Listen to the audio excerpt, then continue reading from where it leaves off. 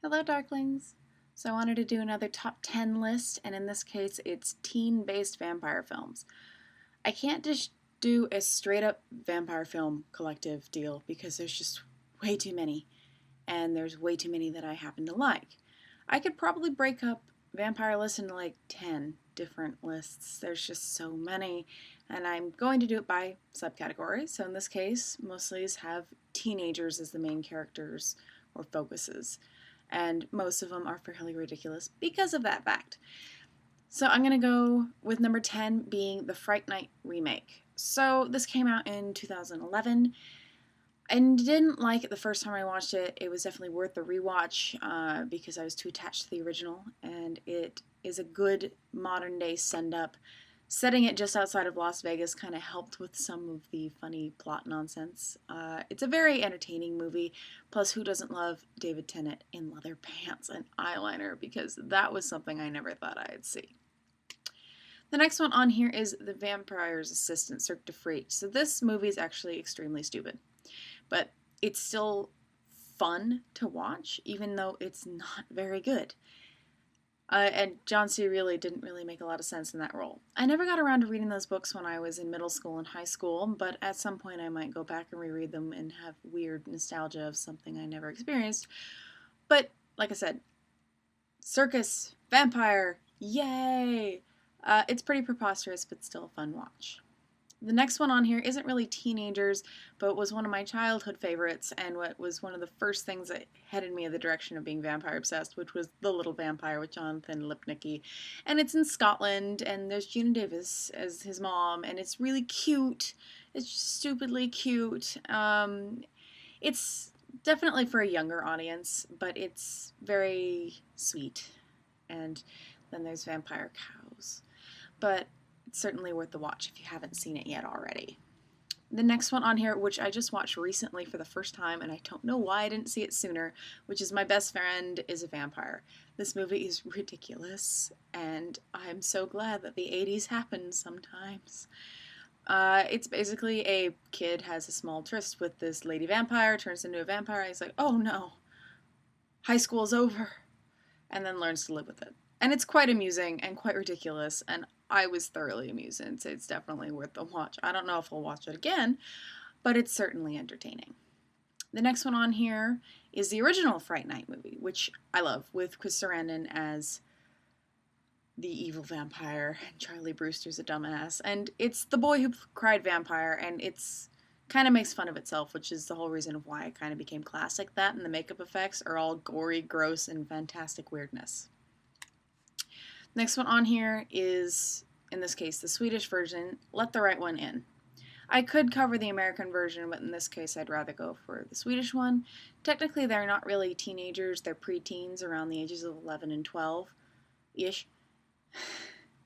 But Oscar and Eli have a very interesting friendship. Oscar lives in a suburb of Sweden, or Stockholm, Sweden, and befriends a vampire child, and things go south. The book is very good. It's also very disturbing. It's one of the stranger things I've read. But I have seen both films and read the book, and it's definitely worth the watch. I don't mind the American version. I know some people have complaints, but I still thought it was fairly good for an Americanized version if you consider it a separate entity. The next one on here is a guilty pleasure movie that I absolutely adore, and that's Buffy the Vampire Slayer.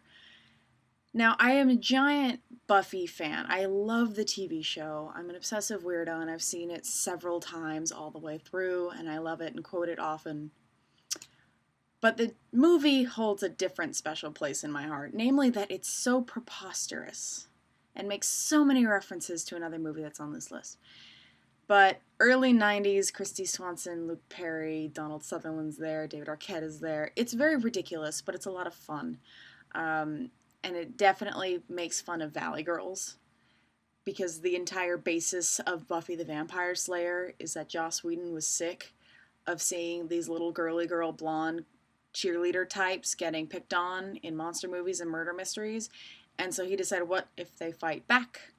And that's basically the whole ground point. And it's very amusing, and I am totally biased, and I recommend everybody see it. And watch the show. The show is the best thing Another one on here, which is pretty ridiculous, is Once Bitten with Jim Carrey. And this movie is so stupid, but so amusing. And it goes back to one of the old weird stereotypes that vampires can only drink from virgins, which makes it like extra preposterous. It's definitely worth the watch. The next one on here is Near Dark. Now, this is a vampire film that's in Oklahoma, so it's a vampire western. Not to be confused with From Dusk Till Dawn. But Near Dark is an adventure because it's teenager vampires take in a teenage boy and make him one of them, and then they're on the run from vampire hunters, and then he wants to turn fully human again, and blah, blah, blah.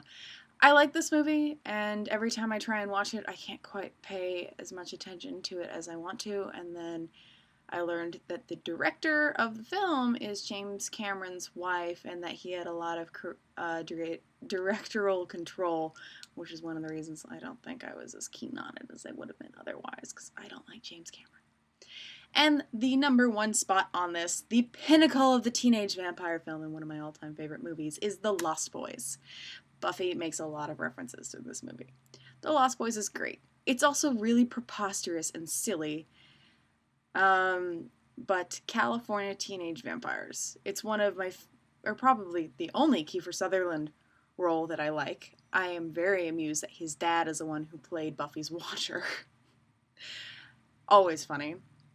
Plus, the Frog Brothers are like their own source of comedic relief. And it's basically classic. I love the music in this. It's just so ridiculous and amazing, and I love it. Death by Stereo. I probably quote that movie all the time, like a major gothy stereotypical nerd.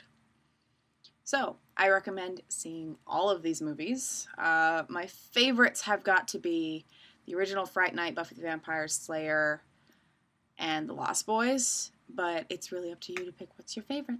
Till next time, Darklings.